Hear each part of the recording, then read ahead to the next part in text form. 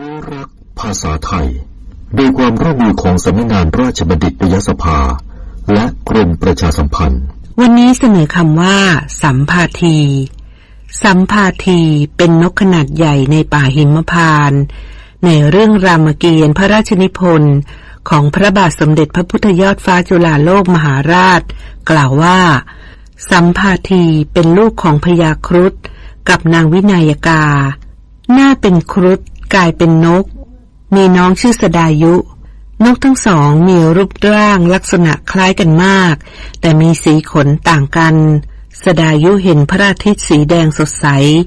คิดว่าเป็นผลไม้จึงบินเข้าไปจะจิกกินพระอาทิตย์โกรธมากแผ่รัศมีหมายจะแผดเผาสดายุให้ไหม้เป็นจุลจึงบินขึ้นไปกลางปีกบังแสงอาทิตย์ปกป้องน้องชายไว้ทำให้แสงอาทิตย์เผาขนของสัมภาทีหลุดร่วงหมดและพระอาทิตย์ยังสาบซ้ำให้พญาสัมภาทีไม่มีขนเมื่อกองทัพของพระรามเดินทางผ่านไปยังกรุงลงกาและทหารโห่ขึ้น3 ลานกสัมภาทีจึงพ้นคำสาปมีขนขึ้นดังเดิมผู้มีคำถามการใช้ภาษาไทยสอบถามได้ที่